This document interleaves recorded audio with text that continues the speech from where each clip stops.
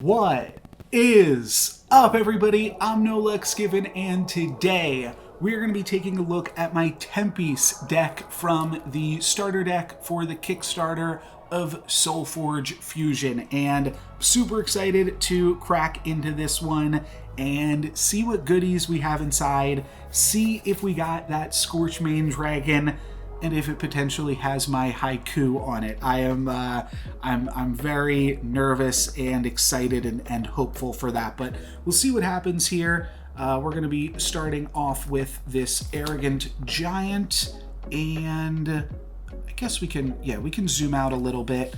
I will open this up at first, and so this is technically, I'll just tell you guys, the second one that I am recording. And I'm not sure if we're going to have similar, I don't know what the distribution of the cards look like inside of the pack. And by that I mean, will the cards line up in order? So we can see again, if we fan it out here, we can cut it pretty easily by the different rarities of cards. I'm going to just place our Forgeborn face down underneath the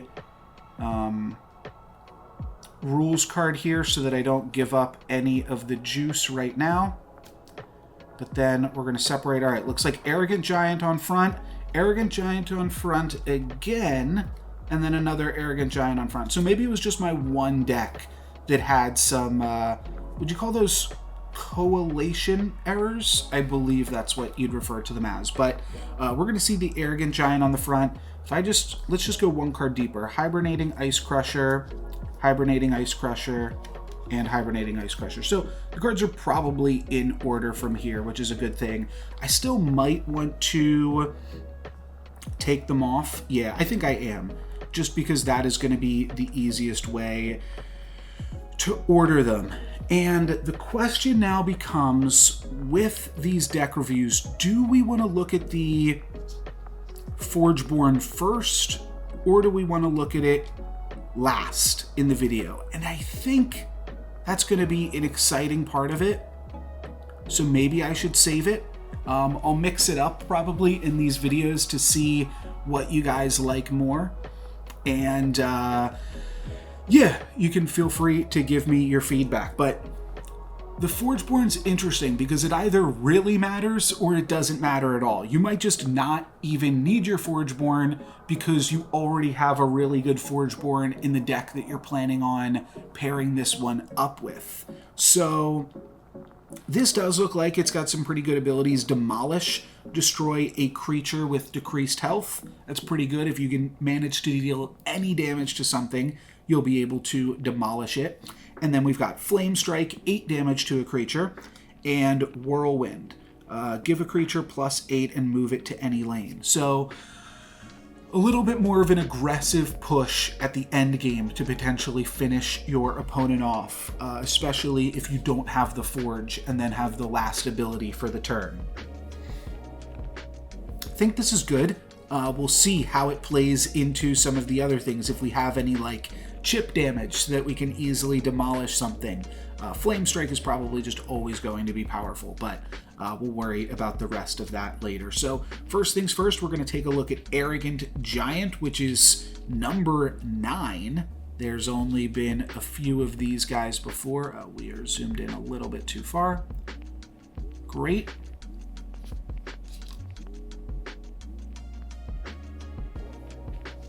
Great, so this is just going to be a vanilla creature, no abilities, but pretty good stat line. 7-3, 11-5, 22-13. I think this is a pretty solid card overall. Nothing to get too excited about.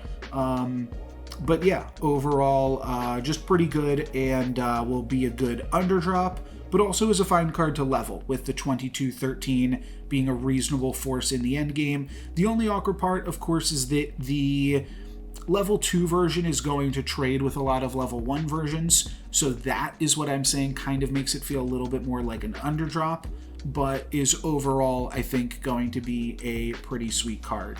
Next, we're going to take a look at the Hibernating Ice Crusher, which is again number 8.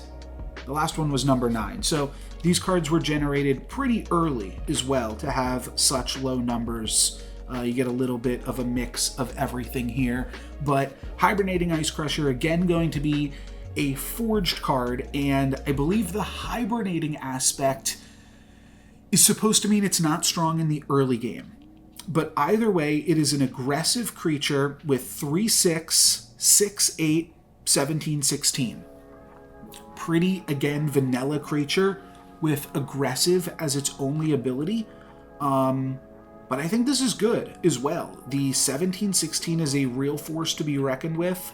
The 6/8, a little underpowered, but from everything else that I've seen, actually I think is just fine on all 3 levels here. So I'm in for the Hibernating Ice Crusher. I think that that one could be good for us. So that seems sweet. Next we're going to have Primordial Slam, which is a spell, so a little bit more common here.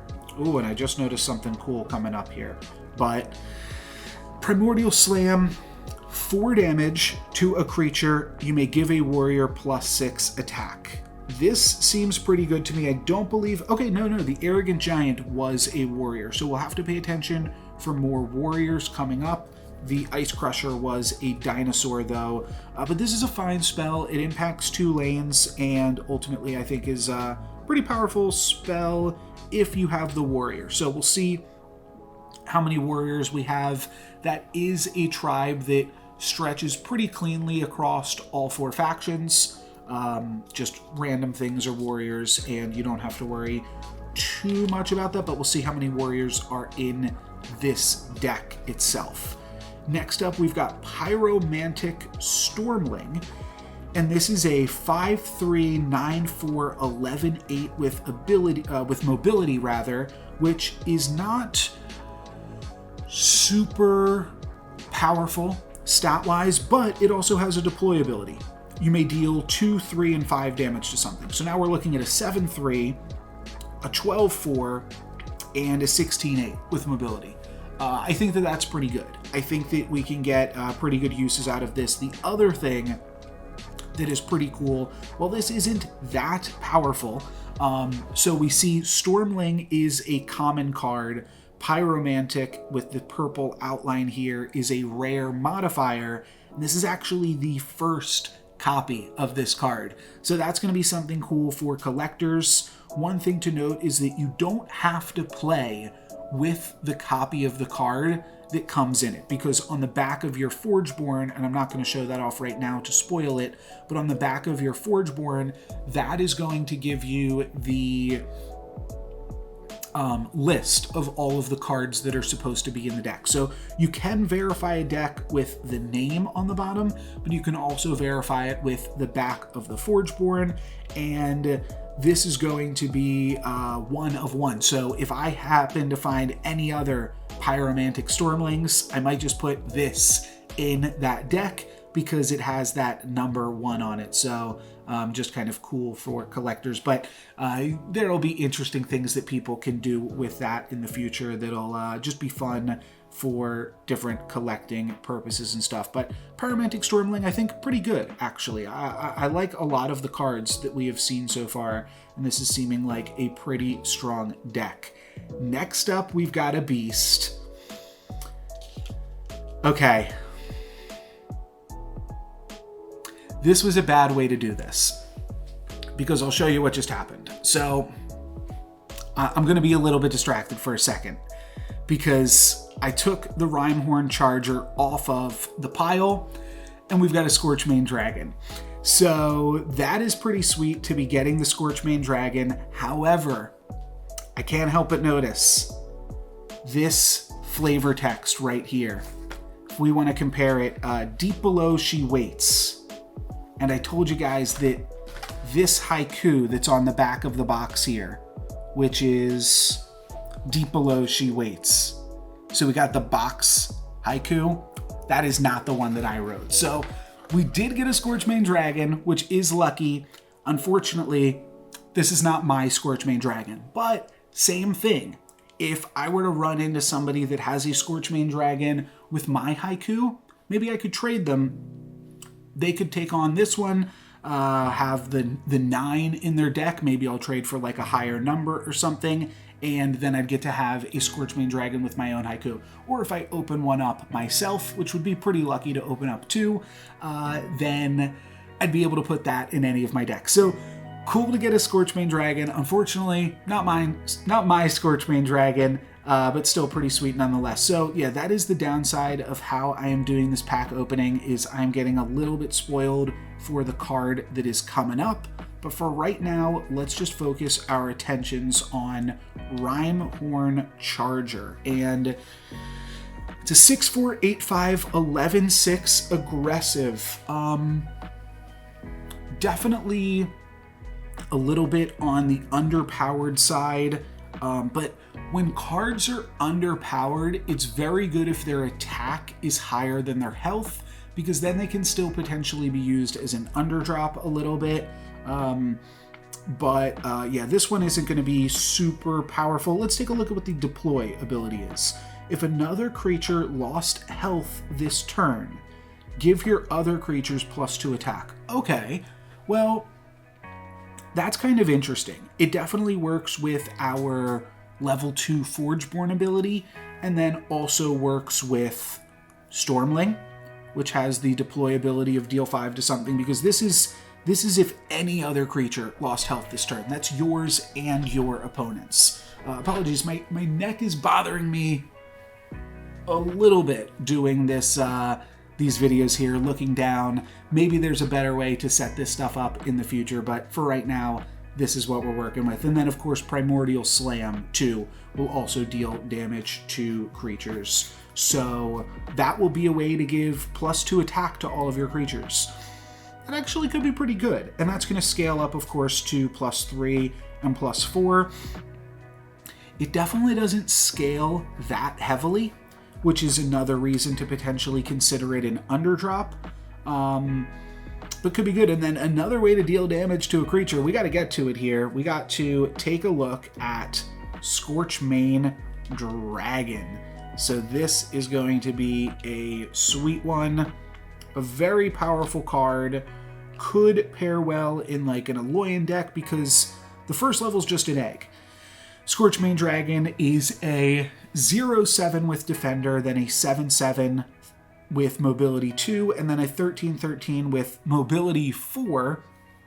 The level 2 gets to hit something for 5, and the level 3 gets to hit all of your opponent's stuff for 5. So again, let me just stretch out my neck a little bit. Okay. These are going to trigger for the Rimehorn Charger, so that's sweet. It's just such a powerful effect. I already have a video on my channel that is highlighting how good Scorchmane Dragon is, and why I have a little bit of a fondness for it. I think it is both a video and a short, so you can find that and watch that pretty easily. But yeah, Scorchmane Dragon is really, really good and can definitely just win you games. The 5 damage off everything is super sweet, and I'm excited to at least get one to be able to play around with. Hopefully we can find one with our haiku, and I'm pretty sure what's interesting is that the haiku won't change the number. It's not like there's another number 9 that just has a different haiku on it. Each number will probably have a different haiku, maybe because I believe that there's 3 of them, that 3 players got to put their Solforge Dragon or Scorchmane Dragon haikus together. So it might be like 1, 2, 3, alternating 1, 2, 3, 4, 5, 6, etc. are the different haikus. But pretty cool to be able to pick one up regardless here. Next up, we've got Stampeding War Stoker, which is a Yeti with Breakthrough, and definitely underdrop as well. A lot of underdrops in this deck. Maybe with enough underdrops, they just become an aggressive deck. But you can definitely tell something like Scorchmane Dragon is the opposite of that. So maybe you can pair them together a little bit, play a Scorchmane Dragon and play a Stampeding War Stoker. Though it's not like the level 1 is that powerful. because it can trade with most things anyways. But the Stampeding War Stoker is going to be an 8-3, 7-10, 12-12 with Breakthrough. Definitely falls off a little bit in the end game. Just getting to be a 12-12 and then also getting like bonus health, it kind of curves out a little interestingly. That it is ultimately not getting that powerful of a stat line. Like, you're not really making use of the Breakthrough on the final level, which is what you're trying to do with the earlier levels. So I think definitely more in the underdrop camp, but it is fine to have some of those in your deck as well. Next, we're going to be looking at a pretty familiar face here, though with reimagined art, to be fair. We are going to see the Thundersoar, which is a name that, a card that used to be, well, I think this was an alt art version of it, is what I'm saying. And this used to be a Utera card. Now it is a common in Tempest, but it is a 0-12, 0-16, 0-22 with Breakthrough. And when it's dealt damage, give it that much attack. So pretty cool card. I think that this one is powerful, and there is a lot of fun stuff that you can do with it.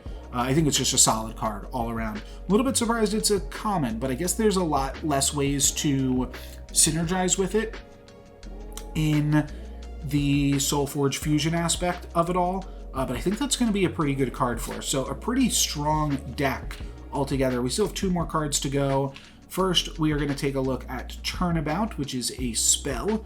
Choose a level 1 enemy creature. It battles an adjacent enemy creature.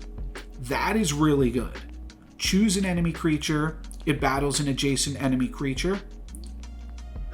And choose an enemy creature. It battles another enemy creature.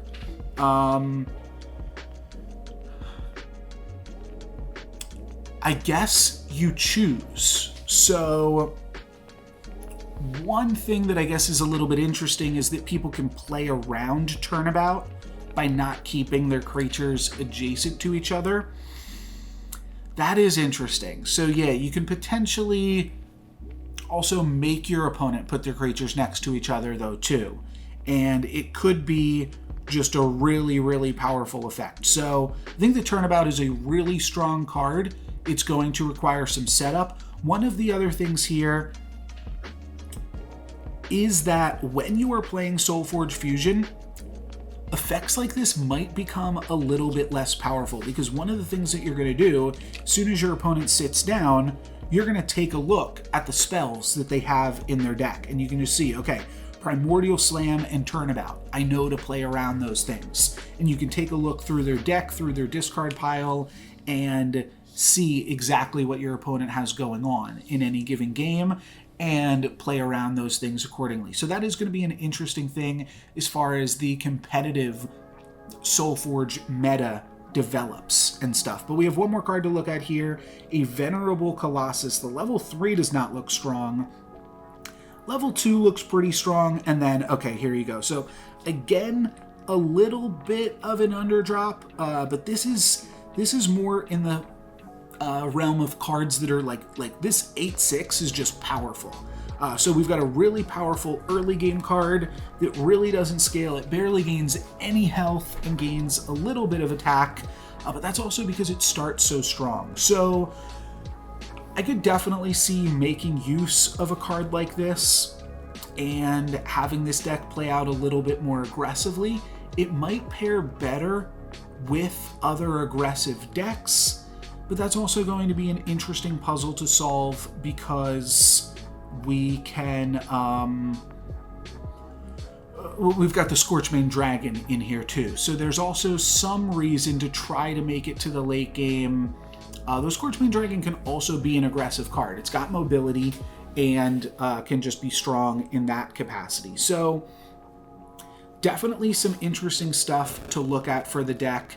I did my rating like this last time. I think I'm going to do it again and just say how I rate each of the cards in the deck. So Venerable Colossus, I think I'm going to put at good. Turnabout, I'm going to put at great. And let's move these over here. Thundersoar, I'm also going to put at great. Stampeding War Stoker. Where do we put this one? I think it's good because it is a good underdrop. And I think that's where underdrop should go in the good category. Scorchmane Dragon, I gotta place at 8, even if it might be a little bit awkward with this specific deck. I'm just rating the cards here, not really rating the overall deck synergy. Rime Charger, I'm still a little bit holding my judgment on, but I think for right now it's going to get placed in the great category as well. And then Pyromantic Stormling. That is the mobility card that we had earlier. Where do we place that one? This was pretty good. Is it great? Deal 2 damage. 2 is a lot of damage. I think this is possibly a great card. I'm gonna go good with Stormling, and I am going to potentially be willing to let something else go a little bit higher in the future. Primordial Slam is, again, I think a good card. We don't really have too much in the way of warriors, right? We've got the Venerable Colossus, and then we've got the first card that we looked at. So only 2 warriors in the deck. Maybe that's enough. The thing is, my warriors don't really need bonus attack, so that might even be enough to bring Primordial Slam down to just good, especially when we compare it to all of the underdrops that are in the deck. I did say I might bump up something else from the Stormling, but we'll see how that works. Hibernating Ice Crusher. I mean, it's definitely a card that you'll prioritize leveling in the deck. I think that I'm going to go good here. Yeah, it's not a bad card by any means. And then Arrogant Giant, I am also going to bring up to 8. So maybe if we give the Stormling a little bit more, let's just bump up the Stormling, I think, even. And ultimately, I would rate this deck a 7 out of 10. We've got 5 cards that are great and 4 cards that are worth a half a point at good. 7 out of 10, I think, is a pretty good rating overall for a deck. How it actually plays out will be interesting. There are a few cards that you want to level, like the Giant, the Scorchmane Dragon, and the Ice Crusher, and then potentially the Rime Charger with 2 really good underdrops, and the Stormling as well, which can kind of be an underdrop or a... You know what, Stormling I think is just a great card because it is a good... Oh, are these off screen? How are these looking here? Oh, my screen is too dark. I can't see it. Maybe, is my phone getting hot here? No, it feels fine. Okay, well, I just can't see anything on my screen. I probably need to bring up the brightness after this one. But I think that the Stormling is pretty good, both as an underdrop and as a card that you can level, and it's also got that 1 out of 1 down there on the bottom corner, so that is going to make it pretty good. Let me know which deck you want to see me open next. We still have the Utera deck and the Necrium deck, so comment down below to let me know which one you want to see coming up. Thank you guys very much for watching. I'm NoLucksGiven. Peace.